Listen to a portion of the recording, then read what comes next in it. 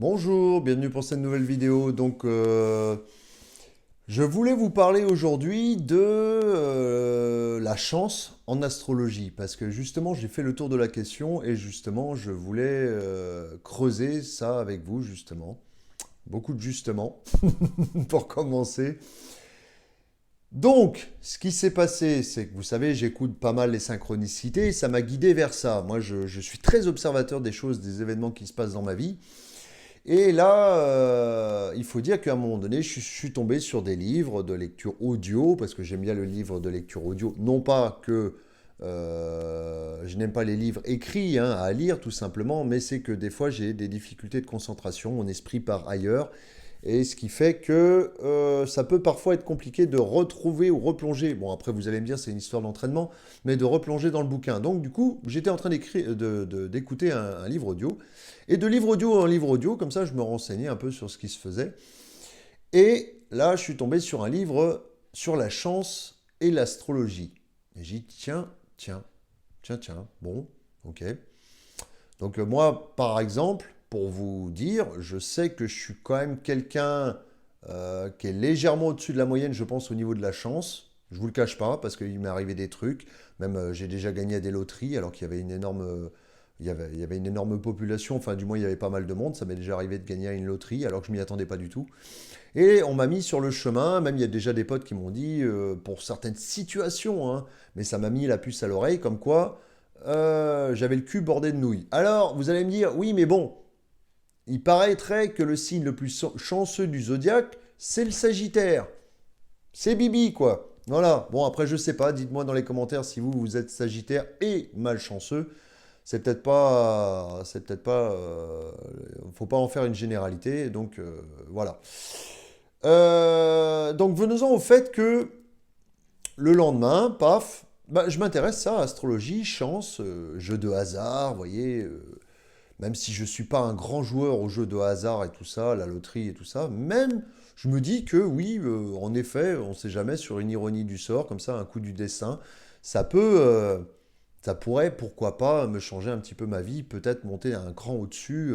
Moi qui suis un peu dans l'expansion du Sagittaire, vous voyez, et d'essayer justement d'avoir mon petit rêve, c'est-à-dire mon petit cocon, ma petite maison, même aussi petite soit-elle, une maison de préférence. Alors vous allez dire déjà c'est beaucoup une maison. Oui, ça je suis d'accord avec vous. Parce qu'il y a des gens qui sont en appartement. Hein, et je sais que de vivre en appartement, j'ai vécu pendant des années, c'est compliqué. Très compliqué parfois. Faut bien s'entendre avec ses voisins, quoi. On va dire ça comme ça. Et donc j'en revenais au fait que voilà, j'ai des petits désirs comme tout le monde, des petits rêves, hein, qui sait. Voilà. Après, comme je vous dis, je suis quand même quelqu'un de profondément religieux, donc je, je laisse quand même mon destin entre les mains de Dieu, mais je vais quand même faire un acte pour me aller dans la direction. Hein, du moins, c'est sûr que celui qui ne sort pas de chez lui, qui fait strictement rien, hein, celui qui n'achète pas de jeu à gratter, forcément, il risque pas de gagner. Donc, quand je dis qu'il faut déjà y mettre un coup de pouce, voilà, euh, et ensuite de voir ce qui va se passer, de pas être dans l'attente ou dans la peur ou dans la peur de la perte et tout ça, d'aller vraiment comme si les choses en découlaient d'elles-mêmes. Voilà. Tout simplement, on remet ses mains, on remet tous les actes qu'on fait entre les mains de Dieu et c'est lui qui décide. Tout simplement, c'est lui le maître à bord. Voilà. Donc, alors cependant, il a été vu que selon il y avait des probabilités du moins d'augmenter les statistiques de chances de gagner quand des positions planétaires étaient placées, voilà, et même, on va dire, dans le thème astral de certaines personnes, il a été vu qu'il y avait quand même un peu plus de pourcentage de chances de gagner en fonction de certains placements planétaires, en fonction d'un jour de la semaine, en fonction d'une heure dans la semaine, parce que moi je creuse, j'ai été creusé jusqu'à l'heure dans la semaine, vous voyez, hein, euh, j'essaie de jouer avec le temps. Hein, j'essaie. Alors je vais faire l'expérience, mais d'abord je vais vous parler donc de ce qui peut se produire. Alors déjà, ceux qui par exemple ont, enfin on a tous du moins Jupiter et Vénus bien placés, ça déjà prédispose à une certaine chance. Hein, sachant qu'en plus, ça touche, s'il touche la maison 11 ou la maison 5. Voilà, il faut le savoir. Donc, parce que Jupiter, c'est le grand bénéfique, Et on va appeler Vénus le petit bénéfique. Voilà, mais il est quand même important. Alors, on va cadrer les choses parce que je m'éparpille un peu, j'essaie de cadrer au maximum. Ce que vous allez faire, c'est que déjà, vous allez voir où sont placés, quand vous faites votre thème astral, Jupiter et Vénus, déjà. Mais c'est pas tout. Il faut voir en quel signe est la pointe, c'est-à-dire le départ de votre maison 5 et le départ de votre maison 11. Quel signe est dans le départ de chaque maison, 5 et 11. Voilà. Donc ça va vous donner une information aussi supplémentaire sur d'autres planètes de signes qui sont dans ces maisons, justement. Par exemple, je vous donne un exemple. Moi, j'ai ma pointe de maison en Vierge et ma pointe de maison ma pointe de maison 5 en Vierge et ma pointe de maison 11 en Poisson.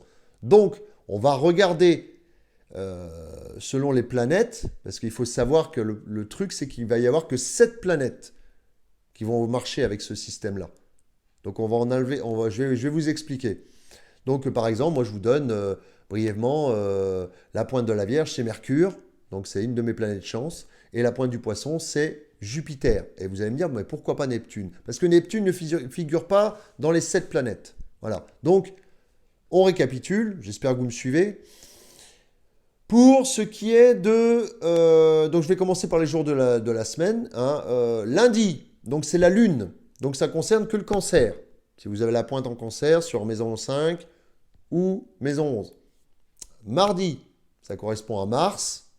Voilà. Donc, si vous avez Mars en pointe de maison 5 ou pointe de maison 11. Voilà. Donc, le bélier, tout simplement. Mercredi, donc là, ça concerne... Ah oui, mais attendez. Je fais mal mon truc, là. On va récapituler. Bon, vous avez compris à peu près. Vous prenez le signe, vous prenez sa planète. Sauf que je vais vous donner les 2 signes et les 7 planètes.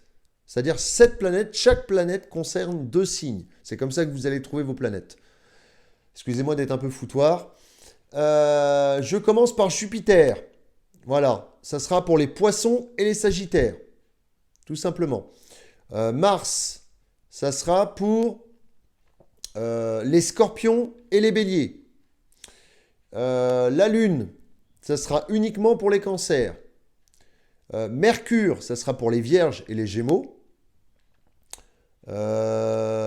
Vénus, ça sera pour les Taureaux et les Balances.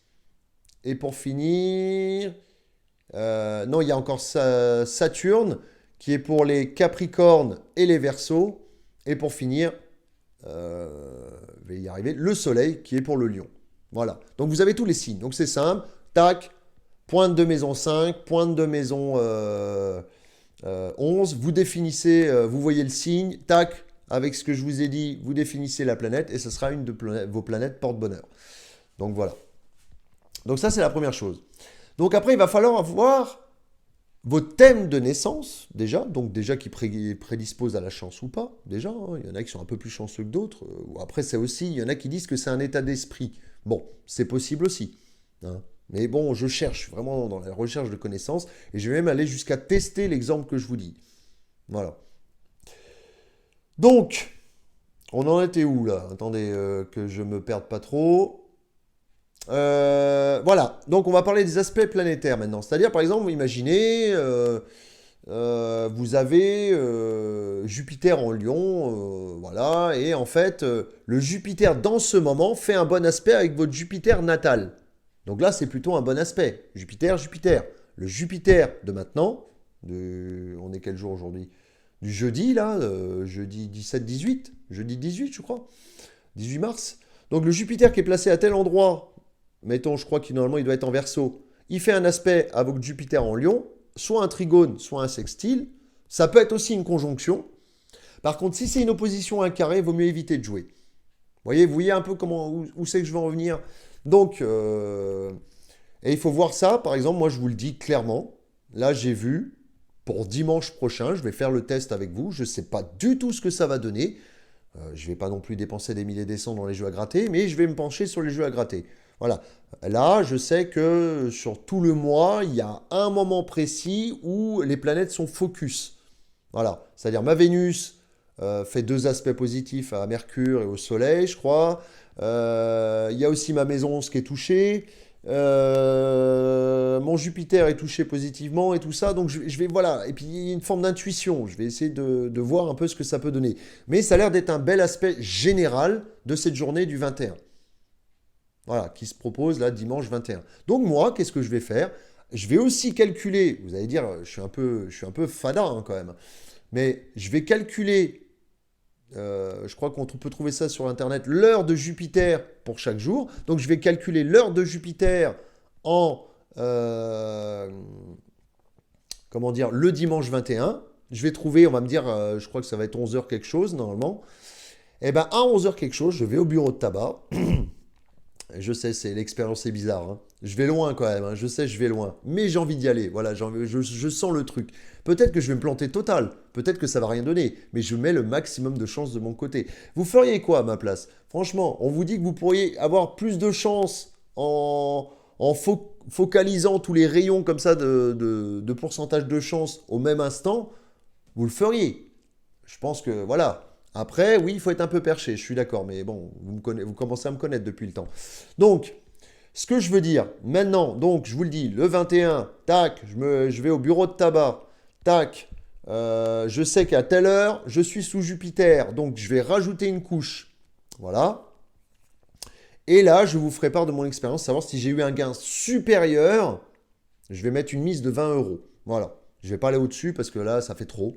Il ne faut pas être fada non plus, trop fada, trop dans les extrêmes. Donc je me suis restreint à 20 euros parce que c'est une journée quand même qui est assez rare où il y a des si beaux aspects.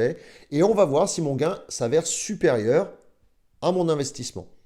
Voilà. S'il s'avère supérieur, c'est que finalement, bon, après il y a quand même une histoire de pourcentage, hein, de statistiques.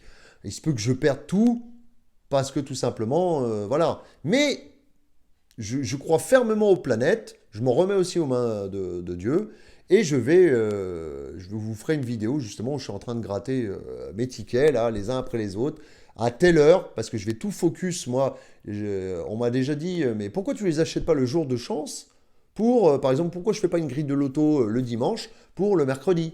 Ah non, parce que le mercredi, il y aura un autre aspect planétaire qui ne sera pas en ma faveur. Parce qu'il faut savoir qu'à partir du mardi, mercredi, jeudi, ça y est, ça repart en vrille.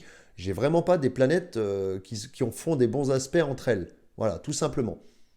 Donc je vais tester l'expérience avec vous. Je vais voir ce que ça donne. Je vous garantis strictement rien. Et il faut savoir aussi que vous avez un jour de naissance particulier. Il faut savoir que vous avez un jour, donc il y a l'heure, il y a chaque planète à son heure dans un jour, mais il y a aussi votre jour de naissance. Voilà. Moi, je sais que j'ai fait des recherches, je suis né un samedi, qui est important. Le samedi, c'est Saturne. Hein. Je récapitule les jours de la semaine. Lundi, Lune. Vous voyez, ça commence par les mêmes lettres. Mardi, Mars. Mercredi, Mercure. Et d'ailleurs, il y en a que 7, vous remarquerez. Mercredi, Mercure, pardon. Jeudi, Jupiter.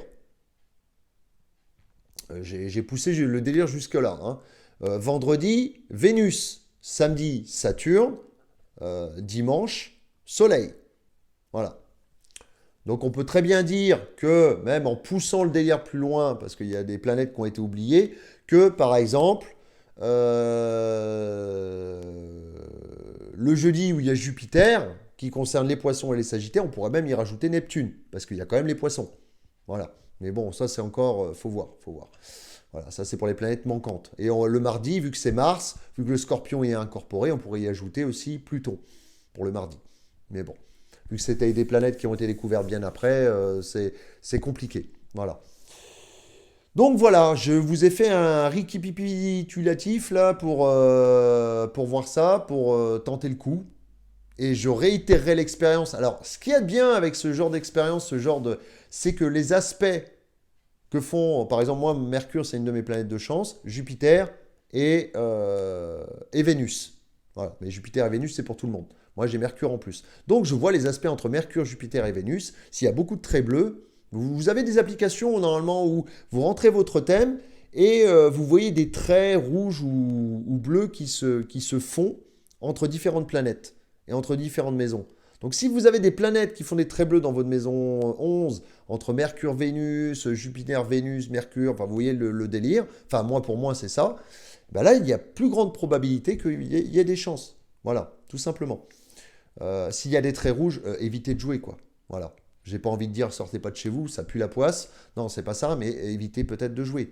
C'est pas le bon jour, quoi. Voilà. Et puis, il faut savoir que, bon, il y a des gens, ils jouent régulièrement. Mais là, quelque part, ça donne un petit boost. Ouais, vous savez, je suis un peu neptunien, enfin, je suis beaucoup neptunien d'ailleurs, donc j'aime bien rêver un peu. Et je me dis que, ouais, bah, pourquoi pas, focus, une petite somme d'argent, même si c'est tous les 6 mois, ça va pas manger trop de pain. Enfin, ça dépend, hein. Je sais que déjà 20 euros pour certains, ça représente énormément. Donc, voilà. Mais je vais essayer en fonction de mes moyens de focus pour tenter ma chance et voir ce que ça peut donner. Voir si je peux conjurer ou, vous voyez, une sorte de maniement des règles de la vie, un peu de contournement des règles de la vie pour voir si ça peut aboutir à quelque chose. Donc je vous tiendrai au courant. Je vous ferai une vidéo en direct du grattage, du ticketage, du résultatage, du gainage. Ouais, non, le gainage, ça fait un peu sport. Mais voilà, de voir si j'ai un gain supérieur, tout simplement. Voilà. Si vous avez des questions, n'hésitez pas, parce que c'est vrai que c'est pas simple, j'ai pas imaginé le truc, mais voilà.